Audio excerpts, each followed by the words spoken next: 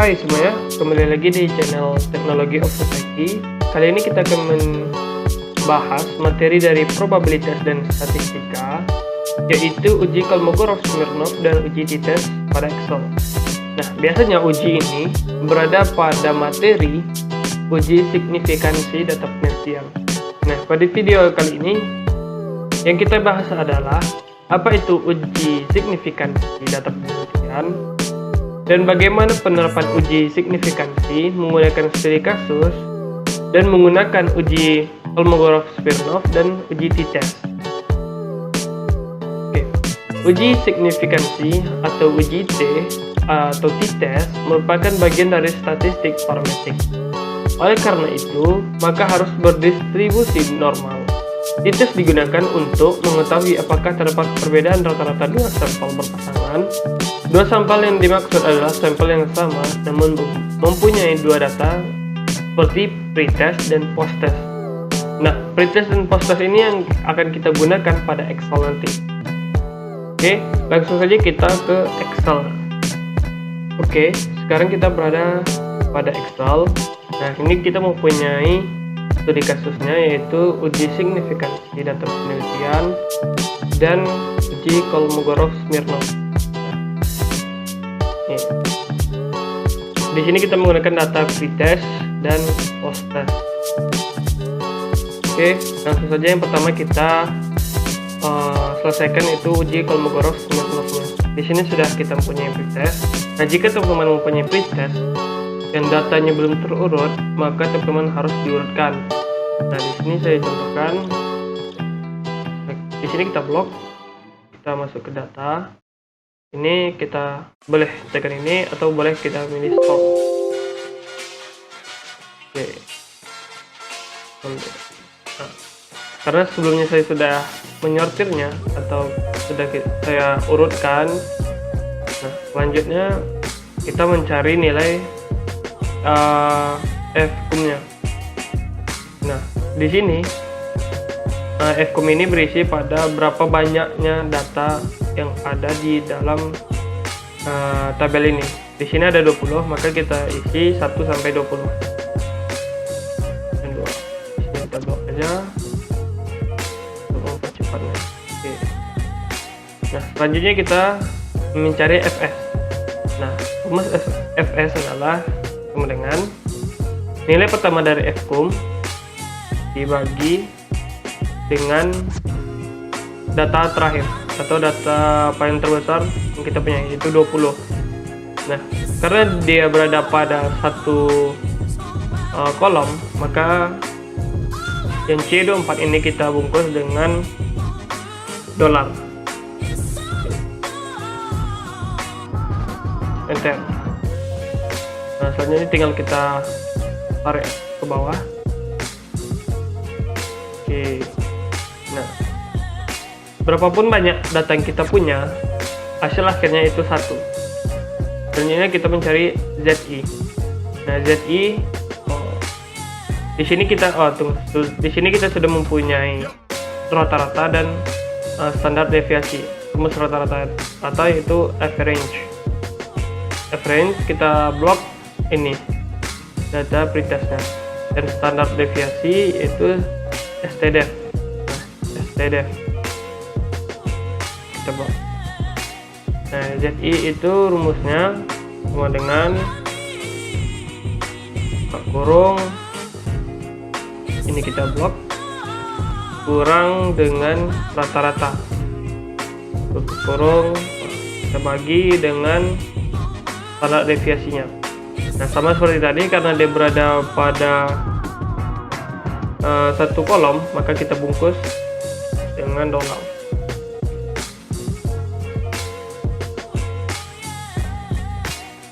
Maka kita enter. Oke, tinggal kita tarik ke bawah.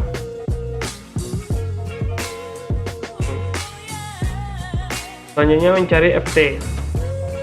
Nah, FT ZI ini rumusnya itu sama dengan norm dis. Norm dis. Nah, ini ke tab kita pilih yang ZI ini. Oh.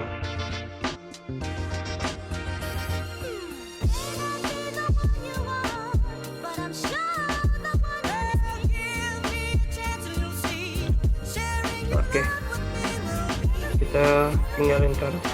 Nah, nom disk kita seleksi yang ZI yang pertama ini.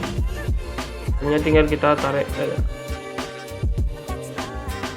Oke, nah selanjutnya mencari absolute dari F kurang FT. Rumusnya itu sama dengan ABS, kita tab FS, ini FS dikurang dengan FT, tutup kurung, enter. Oke, tinggal kita tarik. Oke, nah dihitung ini rumusnya max tarik ya, sama dengan max tab, ini kita blok. Oke, tutup kurung. Nah, ini dihitungnya mendapatkan 0,10044,271. Selanjutnya kita mencari nilai dari katabel. Ini katabel, ini dia. Tabel nilai kritis uji Kolmogorov-Smirnov. Karena data yang kita punya itu 20, banyak 20, maka kita bebaskan dia 1, berarti menjadi 19 data. Nah, 19 data kita cari dengan nilai alfanya itu 0,05, berarti 0,301. 0,301. Oke, nilai dari katabelnya sudah kita dapatkan. Selanjutnya kita membandingkan nilai dari dihitung dengan katabel. Nah, ini hipotesisnya H0 itu data berdistribusi normal dan H1 data tidak berdistribusi normal. Nah, daerah keputusannya jika data berdistribusi normal, yaitu jika dihitung lebih kecil dari katabel. Oke, di sini kita nilai D itu 0,10044,271. Nah, dengan K yaitu 0,301. Oke, nah kita lihat nilainya. D 0 yaitu dengan 0,1 dengan K dengan nilai 0,31, berarti D itu lebih kecil dari K. Maka kesimpulannya adalah maka H0 diterima dan H1 ditolak. Maka data yang kita punya ini berdistribusi normal sesuai dengan daerah keputusannya. Nah, itulah hasil dari uji Kolmogorov-Smirnov. Nah, selanjutnya kita masuk ke uji signifikansi. Nah, di sini kita sudah mempunyai datanya, yaitu pretest dan post-test. Kalau di uji Kolmogorov-Smirnov itu menggunakan pretest. Nah, di signifikansi itu menggunakan pretest dan post-test. Nah, sama seperti sebelumnya, jika teman-teman mempunyai data yang tidak berurut, maka bisa teman-teman urutkan dulu. Nah, yang harus wajib itu pretest. Pretest harus mempunyai nilai yang berurut. Nah, kalau jika post-test tidak perlu diurut. Nah, seperti ini. Dan di sini kan berantakan, tidak apa-apa untuk tidak diurut. Nah, selanjutnya kita kerjakan uji kasus ini. Yang pertama yaitu mencari nilai D dengan rumus yaitu Y kurang Z. Ketiga, dikurang dengan X. Enter. Nah, selanjutnya kita tarik aja ke bawah. Oke. Nah, untuk mencari rata-rata menggunakan average. Ini kita tab. Yang kita select sini, kita blok. tutup kurung, enter. Nah, rata-ratanya itu 4,4. Selanjutnya XD. Nah, rumus XD itu D kali MD. D kita set sini 3 dikali dikali dengan rata-rata. Oke, karena dia satu kolom maka kita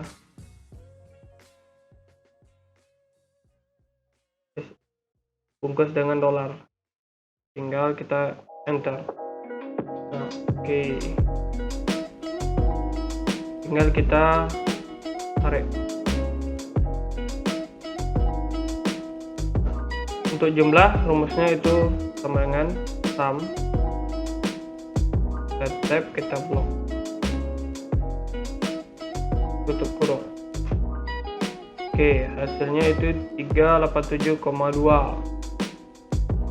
Selanjutnya XD pangkat 2. Nah, rumusnya ini XD, kita blok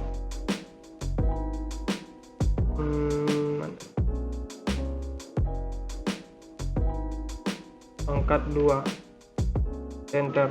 Oke, tinggal kita blok.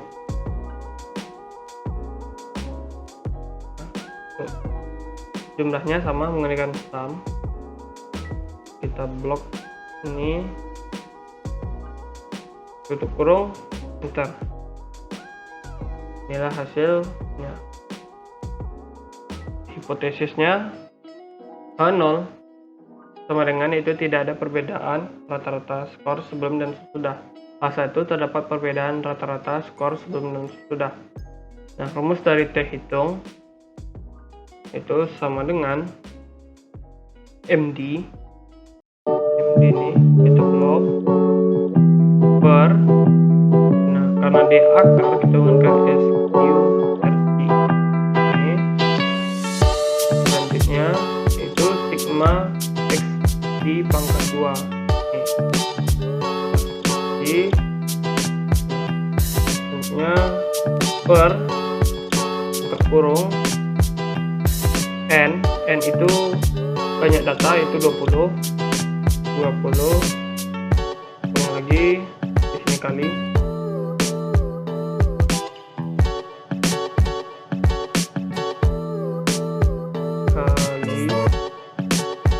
oke, dikali tadi dengan N nya yaitu 20 dikurang 1 kurang lagi, enter. Oke.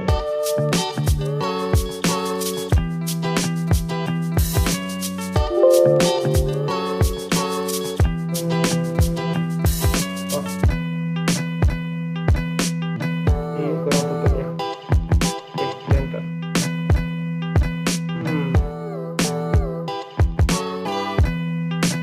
Ini ada yang salah. Kita tes. Kita lihat. Ini seluruh sudah saya buat. Banyak.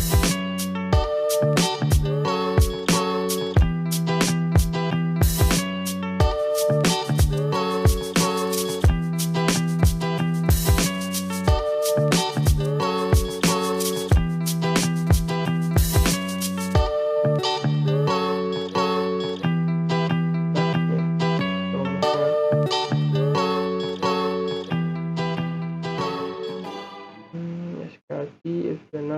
Oke.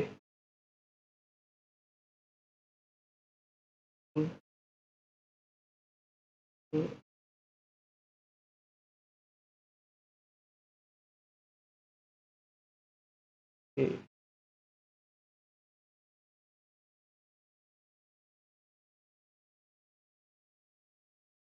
Selanjutnya kita cari T tabelnya. Di tabel itu karena satu tadi sudah kita bebaskan, maka kita bebaskan satu lagi, maka dia berada di 18. 18 dengan alfa 0,05. 0,5 18 itu 2,10092 2,10092. Ya.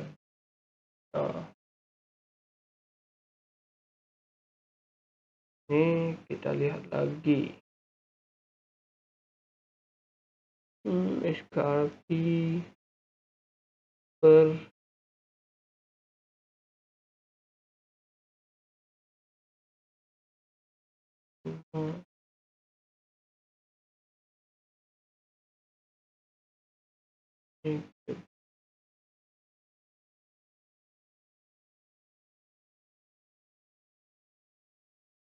coba kita salin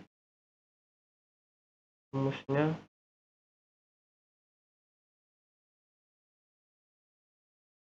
Oke.